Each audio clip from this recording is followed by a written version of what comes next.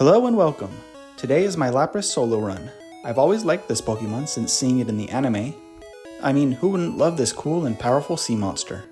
The great thing is, it's a fantastic Pokemon in the games as well, and it's a Pokemon that is easy to get in a regular playthrough since you get one as a gift in the Sylph building.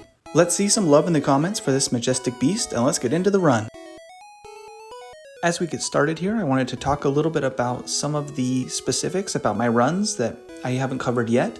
The first thing is that I play at 4 times game speed. This is ideal for me because that's literally as fast as I can react. I've played at slower game speeds as well as I built up, but in order to get the fastest time, obviously you have to fast forward the game as quickly as possible so that you can cut down the frames that you're seeing. The other important thing that I haven't mentioned yet is that I do stop wild encounters in some of the early routes in my playthroughs here. That's just to improve consistency since there are a lot of wild Pokemon in the early parts of this game. There's really nothing you can do to avoid some of these wild encounters. So as you go through a playthrough, it can add a lot of time just running into things here on Route 1 as well as in Mount Moon and in a couple of other locations. One interesting thing here is that I do choose to fight the rival just outside of Viridian City. That's because I want him to pick the Jolteon team. Now, that may need some explanation. So when you lose in the lab when you first get your Pokemon, then the rival will choose Vaporeon, and that will replace Cloyster on his team. However, if you beat him in the lab, and then you don't fight him in Viridian City, he will pick Flareon. Then, if you beat him in the lab, and you beat him in this battle here, then he'll pick Jolteon, and he won't have the Magneton anymore, because Magneton is going to be able to paralyze Lapras early in the fight, so I feel like it's going to be a bigger problem than Jolteon, who, while he has Thunder and does a lot of damage, can miss, or can use Double Kick instead because it could also see that that's super effective. So I think this is going to be the better call. Then Brock is easy, obviously with Water Gun, he just goes down immediately to 1 hits. I get through Mount Moon, no incidents here. One interesting thing that's in Mount Moon is this trainer right here. He has a Magnemite and a Voltorb. You would think this would be a bad fight for Lapras early on, except in Generation 1, both Magnemite and Voltorb don't have any electric moves early, so it's actually really easy, and he gives a ton of experience. I'm going to need a lot of experience since Lapras is also a slow growth rate Pokemon. That means it's going to take a lot to level up and get to a high enough level to beat the league. This required trainer, the Goldeen trainer, she could be an issue too because Supersonic and Tail Whip can make this actually really a difficult fight early on. Luckily I have Sing, so I can use that. I'm going to be using it a little bit here in the early game just because I feel like it's a good consistency move as far as trying to limit the really dangerous Pokemon, but I'm going to be replacing it pretty soon. Then getting to Misty, this battle is going to be a little bit interesting because I don't have any physical damage and my only damage dealing move is Water Gun. So I have to get through Misty without any physical moves and only being able to use Water Gun. Luckily, Misty can't do much damage to me either because when she is in battle with a water-type Pokemon, her Pokemon will only be able to use Tackle and Harden and X-Defense, which will make Lapras take very little damage throughout this battle. Bubble Beam is obviously a really good move, and since she's not going to use that, her main damage output has really been hindered. We just slowly whittle down the Starmie with the Water Gun until we finally knock it out. It does use Harden a lot, which is really funny considering we only have Water Gun to attack it with. Obviously it doesn't know that, so it's just trying to set up as much as it can. Once we beat Misty, we have access to Bubble Beam, which we're going to add to our set right away. This is going to really increase Lapras' damage and make the rival fight just super easy. Once we beat the rival, we can move on to Vermilion City and the SSN. We're going to stop and pick up a few items along our way. However, as we make our way through the cabins, we're going to make a little bit of a mistake here and fight this swimmer, not realizing that the tentacle has Supersonic. If I had realized this, I probably should have gotten Body Slam first and then come back to the tentacle just to have better damage in this fight. Obviously Bubble Beam does very little damage to these Pokemon, and with Supersonic, it actually makes it a little bit dangerous. Gets a little bit close there. It's against this random sailor. The rival though is very easy. Once again, it's just a quick sweep with Bubble Beam and Body Slam, makes quick work of his team. We move on to Surge. Now this is probably a bad idea because Thunderbolt would do massive damage, but I know that I have Sing, I have Body Slam, so my chance in this fight is pretty good, and this will give me Thunderbolt, which is actually going to be a great upgrade to my moveset. Again, another weird move that Lapras can learn, but going to be super useful throughout this playthrough. So I want to see if I can get that now, and then we can move on and add Thunderbolt to our moveset. Obviously, we're going to replace Sing at this point, it really doesn't help us very much beyond this. Sing has terrible accuracy and really shouldn't be relied on for late game stuff. It's really just primarily useful for stopping Raichu, since Raichu is really inconsistent anyway. After that, we're going to move on to Celadon City. We're going to pick up a bunch of items here that are going to be useful for us. Things like the PP up and the extra rare candies and the extra nuggets that are around in the game corner and the routes in this area.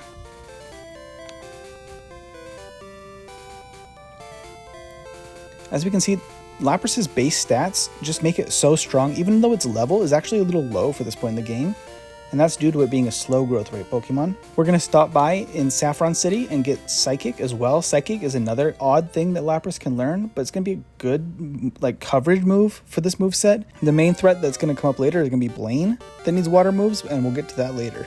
One thing that happens throughout this playthrough is actually that the rival gets better and better throughout the game against Lapras. Early, they're really weak against Lapras, but things get a little bit scarier each time we face him. Here in the Pokemon Tower, usually he's quite easy. He's not terrible, but he's definitely harder than he was in the last two fights. Once we beat the rival, that lets us continue with Pokemon Tower and then go back on to the rest of the game. Now we're going to go over to the bike path. That's going to be a great place for some additional training. There's a lot of trainers here that are all grouped together, all the bikers. They just take tons of damage from special moves, whether it's Ice Beam or Psychic. So I actually just went through and got all of that experience. Then you stop by right here in this patch of grass and you can find a rare candy, as well as there's a PP up along this side, about halfway down the route. We can then stop and get a little extra experience from that one on the end. Then we can jump through the Safari Zone and then on to Saffron City. Here we're in Sylph against the rival now, and we're going to see the sudden improvement in this team against Lapras and their coverage. Obviously Sandslash is very easy. Ninetales is already getting a little bit troublesome. Cloyster's a quick cleanup with Thunderbolt. Kadabra with Body Slam, quite easy. You can see I hesitate here both on Kadabra and Jolteon, trying to figure out the best course of action. Obviously Ice Beam does the most damage, but both of these Pokemon have very high special. Because they have high special, it makes me doubt which move is actually going to do the most damage, and it gets a little bit close. We then quickly clean up Giovanni here at the end of the Sylph building. Then we jump onto Koga. Koga's not going to be able to do much damage against Lapras, but one interesting thing is he will spam Sleep Powder from his Venonats because Lapras is a water type and it sees that that's a grass type move. I go into this battle poisoned, which actually will prevent any Sleep Powder use, which is just going to help make this as quick as possible. And at this point in the run, I still have 0 resets, which is fantastic. I do take a lot of damage from some of these gym battles, but we're nice and safe at the end. Now we're going to start Blaine. Now I don't have any water moves for Blaine at this point, so I need to come up with something to beat him. Looking at my moveset, I realize that I will get Hydro Pump at level 46, and I want to be level 48 anyway for this fight. But this causes a slight problem with my moveset because I already have a fantastic moveset. I'm going to have to give up one of these fantastic moves for Hydro Pump, which outside of Blaine is pretty bad. 80% accuracy is honestly not great, and missing an attack at a key moment against the rival or against any of these late battles is a huge problem. It's a very easy set of battles here. Arcanine gets really scary here actually, with a big hit from Fire Blast right at the end. Nearly took me out. I thought I was done for right there, but it actually worked out in the end. And now we can go on to Sabrina, who typically isn't that big of a threat for most Pokemon with high special, because without good AI, she's just kind of randomly picking moves. All of her moves are either psychic types or status moves, so depending on the luck here, it can go really poorly all of a sudden or be really easy. Unfortunately, she gets really lucky with her AI and she just hits psychic a couple of times and takes me out. That gives me my first reset. That's really unfortunate, and this is such a clean run so far. I go straight back in just to see if that was just bad luck, and it definitely was. It just takes a few hits and Alakazam goes down. It's interesting that the Psychic TM is just in a random house here in Saffron City, while when you beat Sabrina you get Psy Wave, which is actually an awful move compared to Psychic and never really should be used in the place of Psychic. Now we move on to Giovanni, and for the most part, he's going to be easy. The one thing that's going to be a little tricky is that the Nidos have Thunder. Now here I still double team with Mimic because I can make it a little less consistent that they hit Thunder. I feel like if they hit me once with Thunder, it's not going to be the end of the world. I just don't want to be hit multiple times. So once I have that, I can just Ice Beam my way through the rest of the team. And actually, I just knocked both the Nidos out in one hit, which I did not expect. Then Rhydon, being so weak to special, just goes down. Then we're back to the rival on the way to the league. This rival fight is going to be even trickier than the ones before, because now the Jolteon is becoming more and more of a problem as we get later in the game. And especially in this fight, my plan to deal with it at the end is going to be to mimic Earthquake, but for now I can't do that. So I'm using Slash to get through some of the threats that I can't use my special moves on.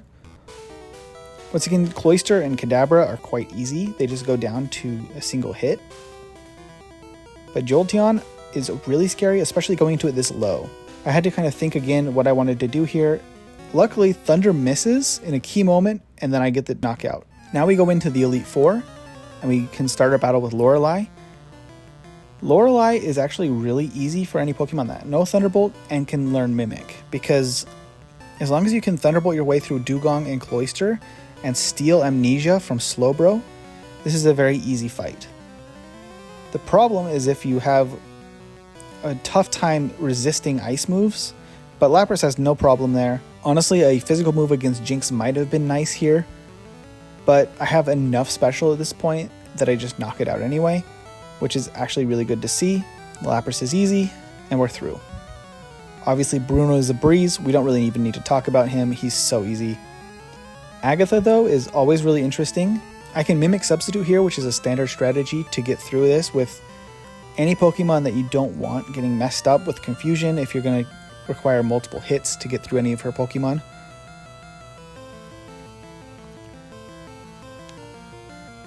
She's the main reason that I wanted Psychic on my moveset. Psychic really makes this fight so much more consistent as far as my damage output. I could use Ice Beam and try for a freeze, but that's really banking on luck that I don't want to have to really count on. I do take a lot more damage than I was hoping trying to get into this fight here in this first few turns, but I make it through to the end and I get the last hit in right as my substitute breaks. Luckily, that Dream Meter at the end from Gengar misses because I'm awake. Lance is obviously really easy as well, kind of gets the same treatment as Bruno today, unfortunately. And then we're on to the champion. Now the champion here is going to be the hardest one yet, and I think I made a vital mistake by missing out on a couple of levels here. I probably honestly should have trained a little bit more. I hate to say that because I'm so close to getting a sub 1 hour time here, but it's just such a risky fight at this level. Things are starting off really tough as well. I get confused by the Alakazam. Executor doesn't quite go down to one hit, so I get Leech Seed. I do take out the Cloyster, but the Ninetales gets really problematic here.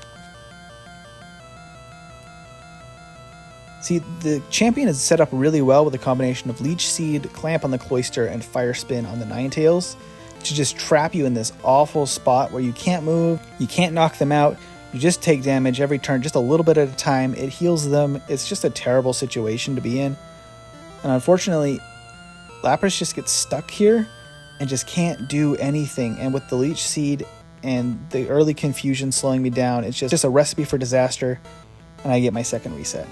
I'm only 4 points of speed slower than the Ninetales here, which is so frustrating.